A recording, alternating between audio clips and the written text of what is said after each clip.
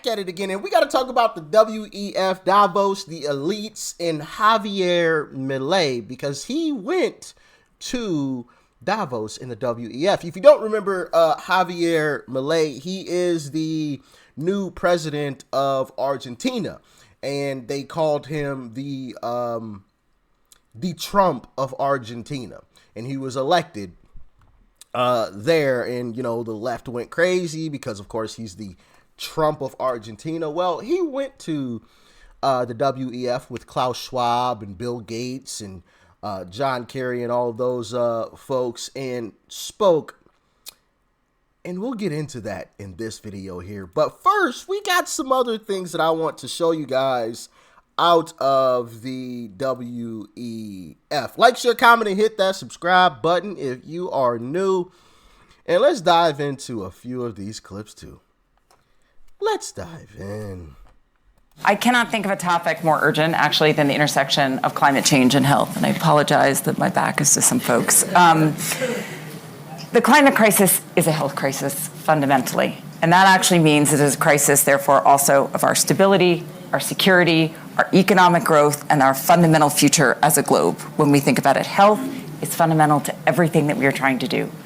A country like Zambia is now shutting down its schools because of a cholera outbreak that is from increased rainfall. Malaria is spreading in areas where it's been eradicated or removed in many of these countries. We are losing progress against our sustainable development goals. We have put billions of dollars towards those goals, and we're truly losing progress. Ooh, you named two instances. Okay. Well, of course, this is the WEF, so it didn't stop there. Check it out. I mean, ecocide as a word is becoming better known around the world, and the concept is generally mass damage and destruction of nature. But legally speaking, what our organisation and other collaborators aim to do is to have this recognised legally as a serious crime. Because one of the issues that sort of pervades all of this discussion is that we have a kind of cultural, very ingrained habit of not taking damage to nature as seriously as we take damage to people and property. And that, I mean, you know, if you're campaigning for human rights, at least you know mass murder, torture, all of these things are serious crimes. But there's no equivalent in the environmental space. And so, you know, unlike an international crime like genocide that involves a specific intent, with ecocide, what we see is actually what people are trying to do, what businesses are trying to do, is make money, is farm, is fish, is do all of these things that are producing energy and so on as well. But what's missing is the awareness and the conscience around the side effects, around the collateral damage that happens with that. Yeah. Oh, goodness gracious. As I always say with these types of videos, guys, there's more. John Kerry. And right now, solar and wind kill fossil fuel, particularly when you look at the true cost of that fuel. You tell me the cost of the ocean warming from coal dust. What's the cost of the acidification of the ocean? What's the cost of the 7 million people a year who die because of the bad quality of air that is coming from coal burning? I mean, you run the list of real costs. This is a no-brainer. And we have to do a better job of putting those real costs out there. And right.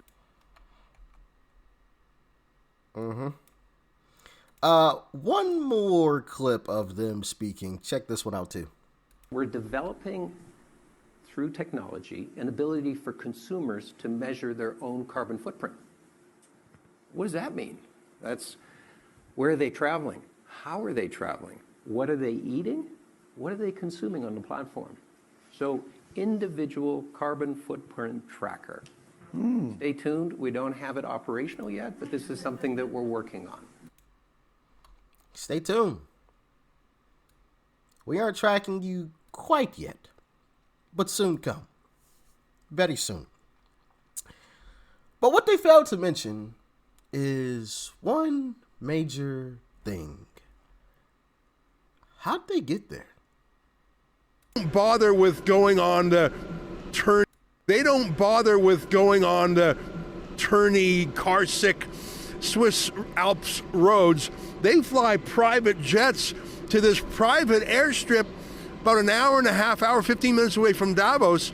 And then many of them take a helicopter from here for that last leg of the journey. God forbid they share the highway with the peasants. There's planes coming and going literally every 10 minutes. I just heard the sound of a jet behind me. It's fascinating. One of the things about planes that I didn't know is that you can look up their number on the tail, search out the details, for example, what kind of aircraft it is and who owns it.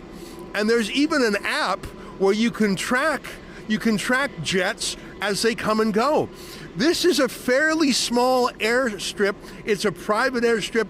I think it's used for commercial business. There's some industry in the area and for people flying in to go skiing in the Alps. But this 1 week of the World Economic Forum is the busiest week by far for this little airstrip, and you see massive jets that you wouldn't normally see. It's so busy, it's such an important part of their business that the website of the airport has its own special menu bar just for the World Economic Forum. You could read it yourself. They make hundreds of thousands of dollars from the fees of these planes landing and getting fueled and staying in hangars. But like I say, this is a fairly small airfield. There's not enough room. So the jets sometimes fly elsewhere to park elsewhere. We followed one plane that took off from London, landed here. It was an enormous plane, a Bombardier 6500. I Googled it. Those things retail for about $50 million US, and they cost tens of thousands of dollars per hour to fly with that high carbon jet fuel. We watched that aircraft land, and I was ready for a huge entourage to get off the plane. There were only 3 people on the plane. They preach to us about emissions, and they fly giant jets with 3 people. Yep. You heard that one correct. Now, on to Javier Milei. Check out this clip because I'm not going to lie. When I first heard the rumor of Javier Milei going to Davos, I was quite concerned. But then I ran into this clip and I wasn't worried at all. Plantar las ideas de la libertad en un foro que está contaminado de la Agenda Socialista 2030 y que lo único que va a traer es miseria al mundo.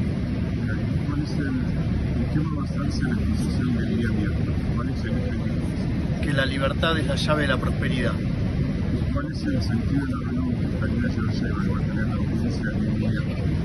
Seguir hablando y dejándole bien claro de la convicción que tenemos en este cambio de rumbo que ha marcado el nuevo gobierno. Muchas gracias.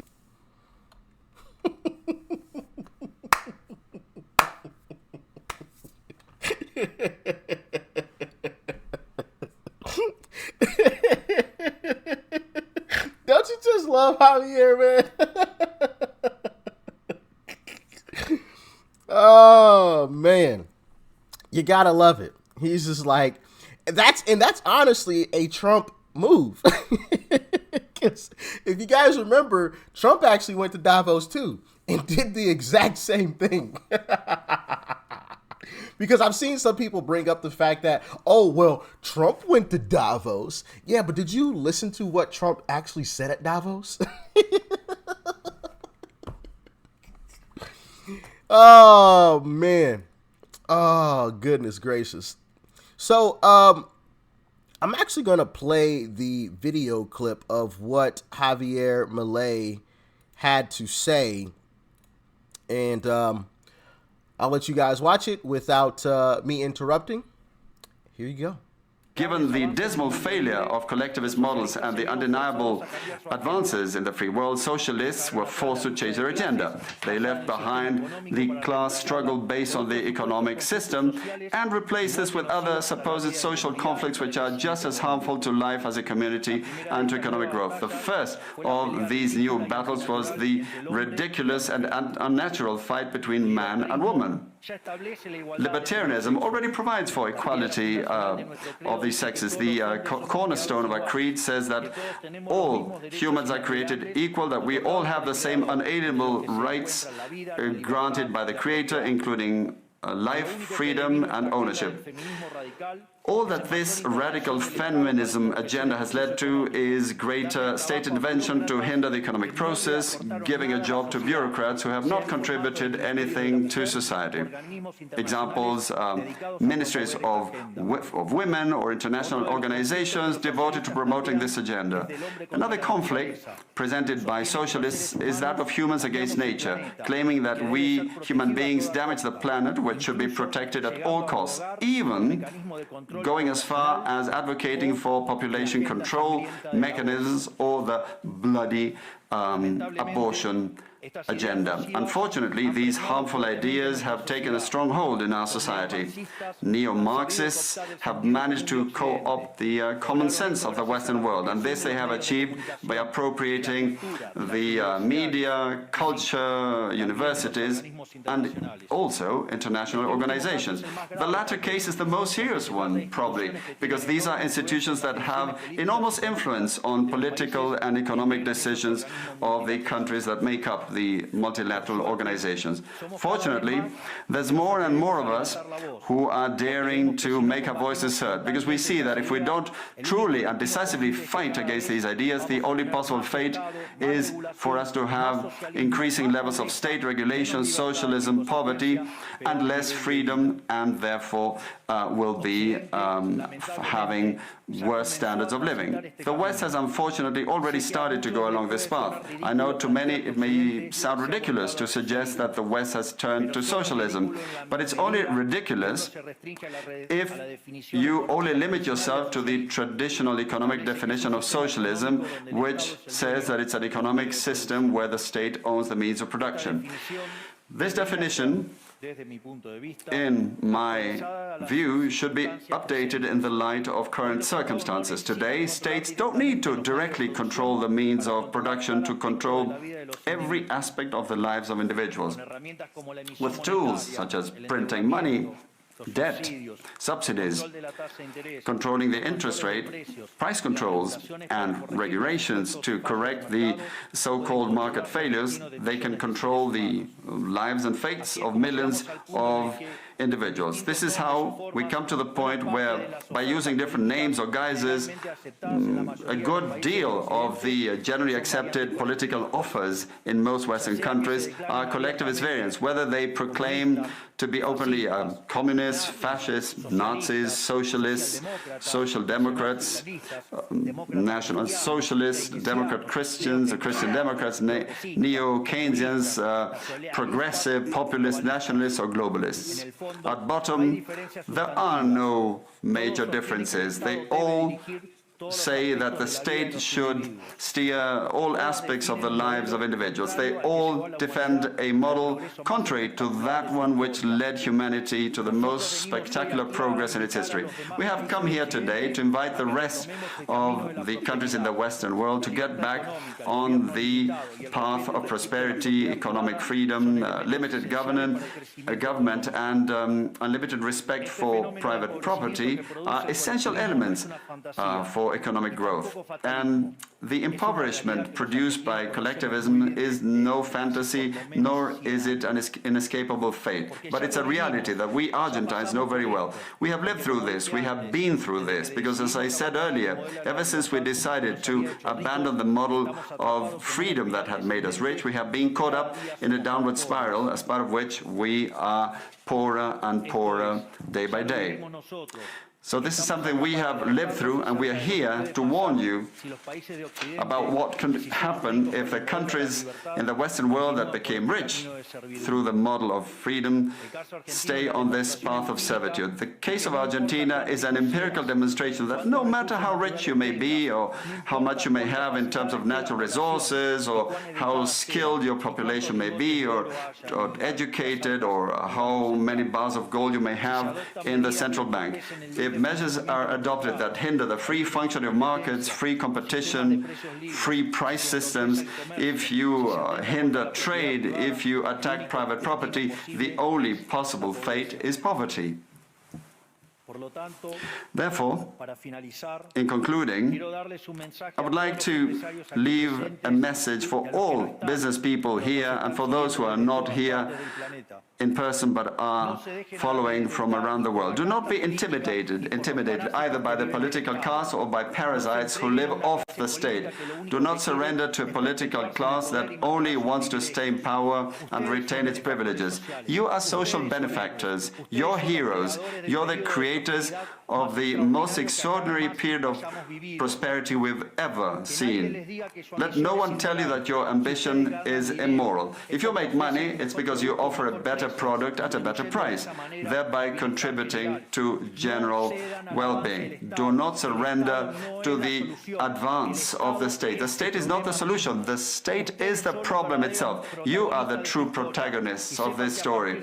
And rest assured that as from today, Argentina is your staunch, unconditional ally. Thank you very much, and long live freedom. Damn it.